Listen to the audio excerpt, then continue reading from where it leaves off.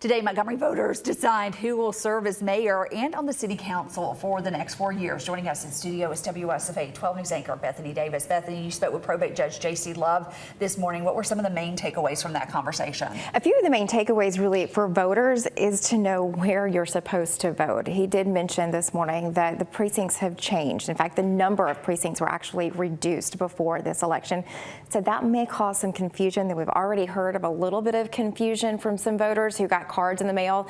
It had a different place where you've been voting for probably the last 2 or 3 decades. So know where you need to go before you head to the polls. Now, if you do run into any issues, of course, there will be people there who can help you out and can direct you. The Montgomery Election Center has been preparing for this for quite some time now. They knew this was coming. And so they knew that these changes were being made and that people might end up in the wrong places. So they are prepared to help you and direct you to the right place. But that's the biggest takeaway for voters in particular, is just know where to go to vote. This is an important day, Bethany. Voters are deciding the future leaders for the city of Montgomery.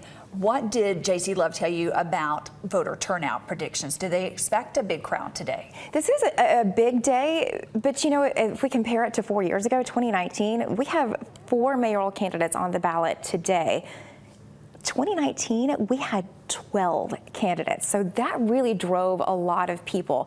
While we are expecting people to come out and turn out to cast their ballots, maybe not quite so many people as we saw 4 years ago. He's expecting about 30 to 40% to turn out at the polls, which is still a solid number, but maybe not quite what we had 4 years ago in terms of lines. And the process should be really smooth, because for this particular ballot, you may only have a mayor's race on the ballot. In fact, there are 2 districts where you don't even have a city council seat to vote for. Those seats are uncontested.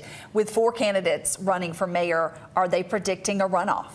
You know, I think it's always a possibility. With 4 candidates, it's always a possibility. You have to get 50% plus a 1 to avoid the runoff in general. So yes, with 4 candidates, that is always a possibility. Not a guarantee, though.